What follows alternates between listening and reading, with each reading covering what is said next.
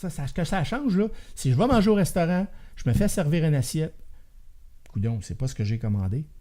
Avant, j'aurais fait, ils se sont trompés. C'est pas grave. J'en meurerai pas. Ma femme partira pas. Ils me mettront pas en prison. Tu sais, là, c'était comme... Je l'aurais fait, cet exercice-là. Fait que j'aurais rien dit. Moi, je vais réagir sur ce qui est réellement quelque chose qui va me tenir à cœur. Aujourd'hui, je reçois mon assiette, là, puis c'est des patates pilées que je voulais, puis je reçois des frites, là. Je vais lui dire, je suis désolé, mais c'est pas ce que je veux. Et d'apprendre à dire ça, là. Ça, c'est de l'apprentissage pour moi. D'apprendre à dire quoi? À dire, hey, c'est pas ce que je m'attends. OK? C'est tout nouveau pour moi, ça. Ah oui. C'est vraiment, puis à l'âge que je suis rendu, là, j'apprends à dire, ben, je suis pas d'accord. Attends un peu, mais c'est pas quelque chose que tu faisais déjà? Jamais. Non. Jamais. J'étais toujours d'accord avec tout, moi. Roger Bontemps. C'était correct. Jusqu'à 400 employés. Puis comme j'étais ça. encore comme ça. Encore comme ça. Oui. Mais j'avais des limites. Tu sais, je peux pas accepter qu'un employé vienne puis me confronte avec une situation négative sans que je présente aussi l'envers de la médaille. Ça, je le faisais, là. Tu sais, je sais pas. Mais de dire non à quelque chose qui n'a pas de conséquences sur moi, jamais. Jamais. Et cette histoire-là vient du... Puis je t'en l'ai conté, mais je pense que c'est important que j'en parle. C'est que quand j'étais au Patro, j'ai fait une animation. Je suis dans la douche, à la piscine. Puis je sors de la douche. Puis là, mon employé vient me voir. Puis elle me dit, « Hey, Denis, elle dit, on devrait mettre du bubble bath dans la piscine. » Je dis, « Qu'est-ce que tu dis là? » Elle dit, « On va faire de la mousse, une grosse...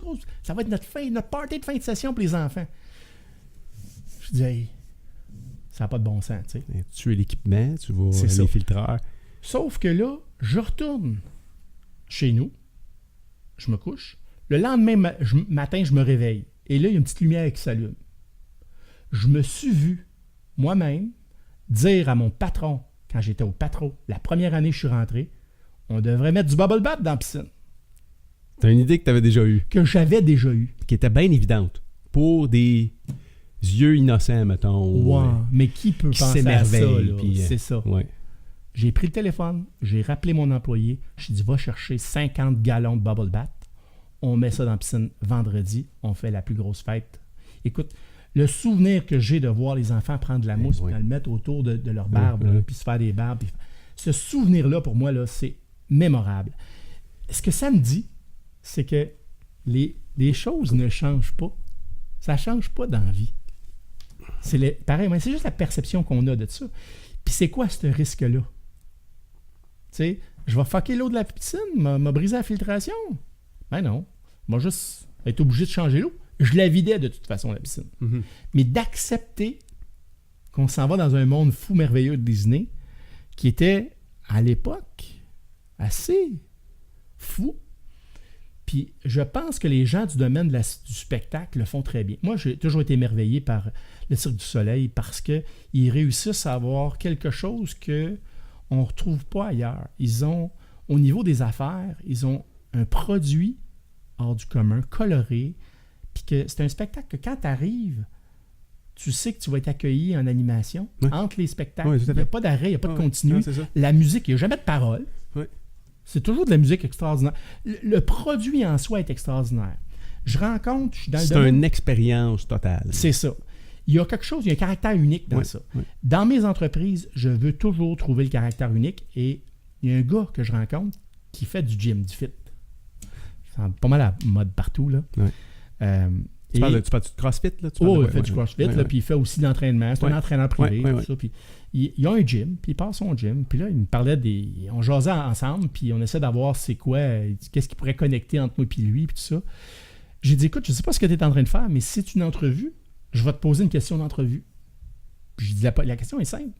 Ton produit, là, que tu as, qu'est-ce qui te distingue du voisin d'à côté? Je dis, si tu n'es pas capable d'identifier ton caractère unique, qu'est-ce qui fait que toi, là, je vais me déplacer pour ce caractère-là, je t'engage pas. Puis je t'engagerai pas. Mais si tu es capable de me dire c'est quoi ton caractère unique, moi, je vais être capable de te dire comment je peux le multiplier. Puis là, je vais t'accompagner. Et je vais être capable de le faire. C'est un produit que je connais, le conditionnement physique. Puis j'ai dit, je vais commencer par t'engager pour le faire chez nous. Puis j'ai dit, je vais l'exploiter si tu veux.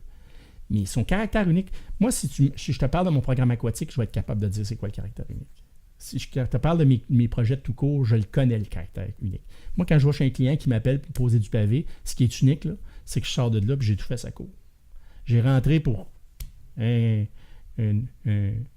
surface de deck à faire, puis je suis sorti de là avec un mandat de 3000$, je suis sorti de là avec un mandat de 30 000$.